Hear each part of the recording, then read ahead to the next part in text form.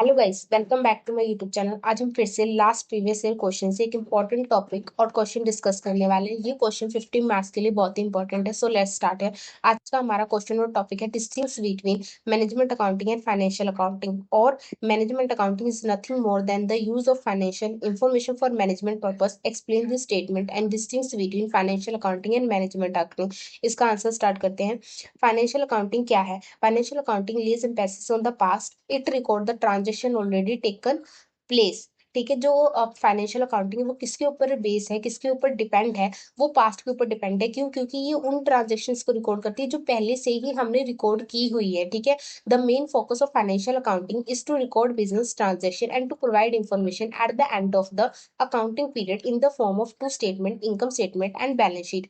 जो इसका financial account का मेन फोकस ये होता है कि इसने क्या करना है, इसने सारी इंफॉर्मेशन को, बिजनेस को रिकॉर्ड करना है और इसको एक and of the accounting period को इसको इंफॉर्मेशन को प्रोवाइड करना है। किस वे में? ये सिर्फ दो फॉर्म से बनाती है, इनकम स्टेटमेंट बनाती है और बैलेंस शीट बनाती है। ठीक है। Income statement show result of business operation during an accounting period, while the balance sheet is the statement of asset and liability stating the financial position of enterprise at the end of the period।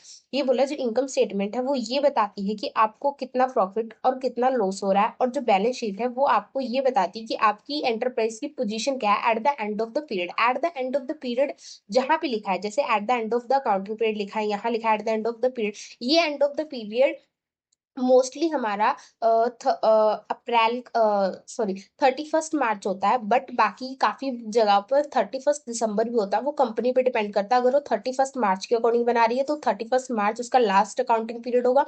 और अगर वो दिसंबर के according बना रही है year and, तो वो 31 दिसंबर होगा। ठीक है।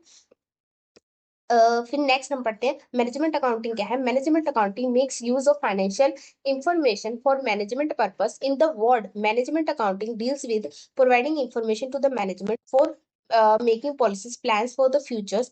दस management accounting lays emphasis on the future.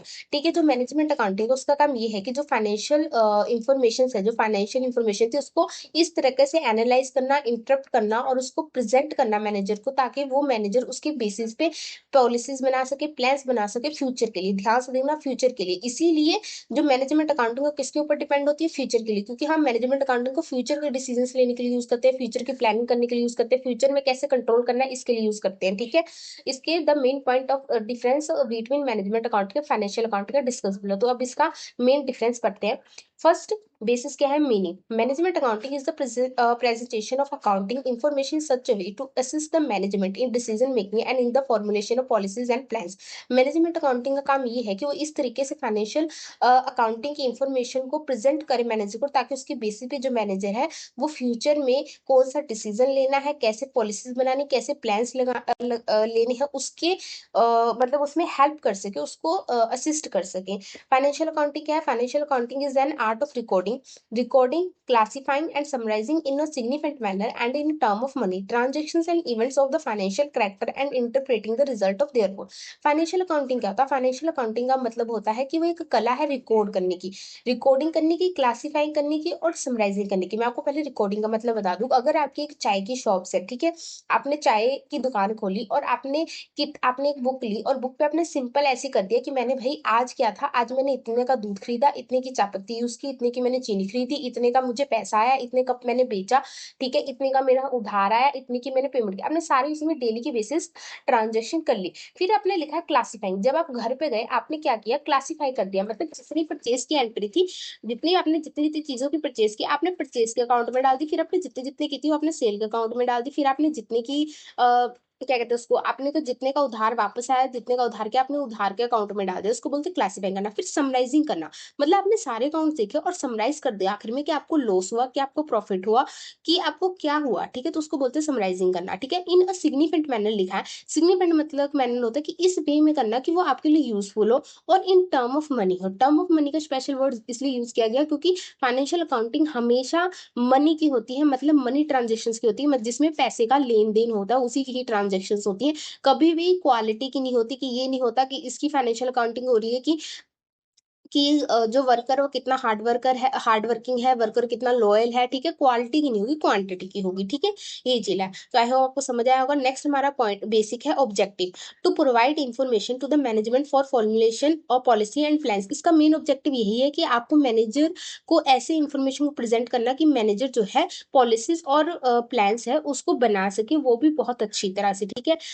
To record business transaction in significant and systematic manner and to interpret the result of the business. वही बोला है कि आपको इसका ऑब्जेक्टिव यही है कि आपको उसको एक बहुत यूजफुल और एक बहुत ही सिस्टमेटिक, मतलब एक सीरीज ऑर्डर में आपको बनाना है, ताकि आपको उसको इंटरप्ट करने में कि आपके बिजनेस का रिजल्ट क्या है वो आपको यूजफुल हो सके, ठीक है। ऐसे नहीं कि आपने कुछ भी उठाया किधर भी डाल दिया, आपको एकदम सीरीज वाइज उसको इंटरप्ट करना है। मतलब पहले आपने इनकम स्टेटमेंट बनानी है, फिर आपने उसका बैलेंस शीट बनाना है, ऐसे बनाना है, एक स्टेप स्टेप वाइज बनाना और इतने अच्छे तरीके से बनाना ताकि आपको इजीली इंटरप्ट हो सके कि आपके बिजनेस का कितना प्रॉफिट है, कितना लॉस है, आपका बिजनेस कहाँ पे ले आई कर रहा है, मतलब कहाँ पे उसकी पोजीशन कितनी है आपके एंटरप्राइज की, ठीक है। थर्ड है हमारे पास एम्फेसिस। एम्फेसिस आपको पहले बता दिया, मैनेजमेंट अकाउंटिंग जो है वो फ्यूचर के ऊपर एम्फेसिस होती है, क्योंकि वो किसमें हेल्प करती है, फ्यूचर में कौन सा डिसीजन लेना है, फ्यूचर में कैसे कंट्रोल करना है, फ्यूचर में कौन सी प्लानिंग करनी है, कौन सा प्लान्स बनाना है, तो इसलिए किस पे एम्फेसिस है, फ्यूचर पे। जो फाइनेंशियल अकाउंटिंग है वो पास्ट पे एम्फेसिस है, क्योंकि ये सारी ट्रांजेक्शन वही रिकॉर्ड करता है जो ऑलरेडी पहले ही बुक्स में रिकॉर्ड हो चुकी है। क्योंकि आपने याद रखना, आपने जो बुक खोली थी, जो आपने शॉप खोली थी चाय वाले की, आपने पहले से वो एंट्री डाली थी, आपने बस उसको दोबारा से डाल के रीअरेंज करके एक सिस्टमेटिक ऑर्डर में आपने दोबारा डाली, लेकिन वो पहले से तो आपने डाली हुई थी ना, ठीक है। तो वही इसलिए कि पास्ट पे बेसिस है। फोर्थ हमारे पास पॉइंट है scope, wider scope. It include the with in its fold a variety of except of business operation like budgeting, financial planning, cost control, decision making, internal control, reporting. जो जो management accounting है उसका scope बहुत बड़ा है, ठीक है। क्यों? क्योंकि ये क्या करती है, ये आपके फाइनेंशियल प्लानिंग में भी हेल्प करती है, आपकी पॉलिसी बनाने में हेल्प करती है, आपके प्लान्स में भी हेल्प करती है, आपके कॉस्ट में कितना कंट्रोल करना है उस पर भी हेल्प करती है, आपके डिसीजन मेकिंग में हेल्प करती है। तो उसका स्कोप जो है बहुत बड़ा है।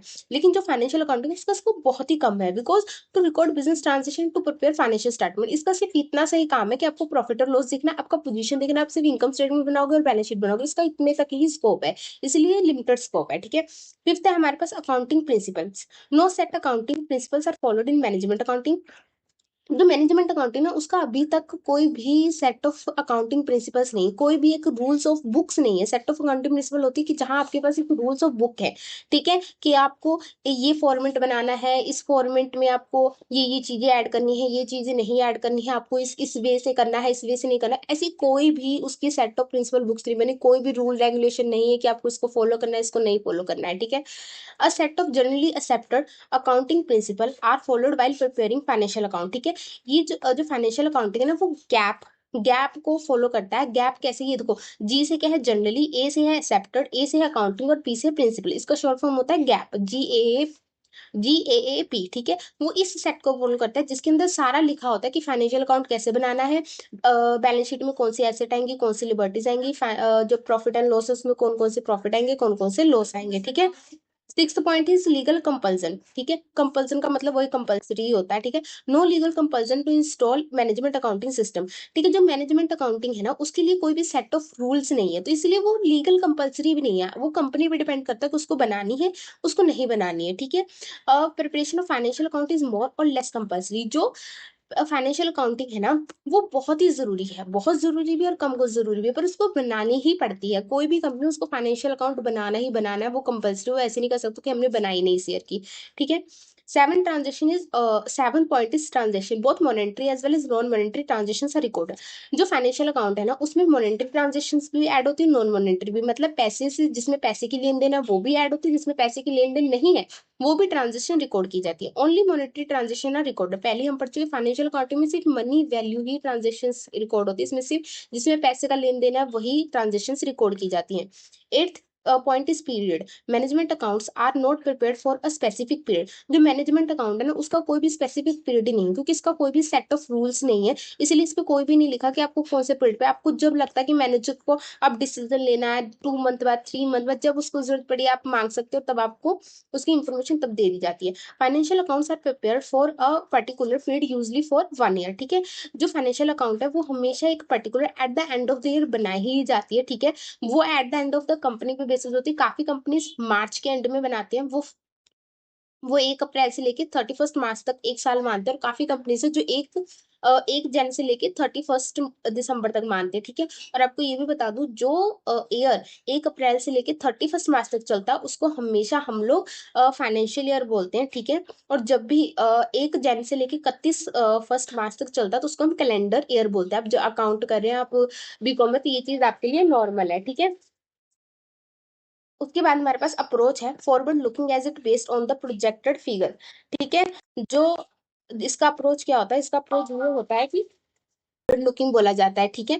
Backward looking as it is based on historical information, ठीक है।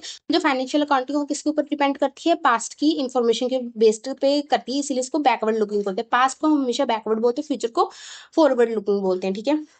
8th point 10th point is parties interested, management and internal staff. जो मैनेजमेंट अकाउंटिंग होती है ना वो इंटरनल स्टाफ के लिए होती है, ठीक है, मैनेजर या इंटरनल स्टाफ के लिए, क्योंकि ये अंदर ही होती है, ठीक है। External parties like investor, taxation authority, stock exchange and creditor etcetera. जो फाइनेंशियल अकाउंटिंग है ना वो एक्सटर्नल पार्टीज और इंटरनल पार्टीज दोनों के लिए होती है।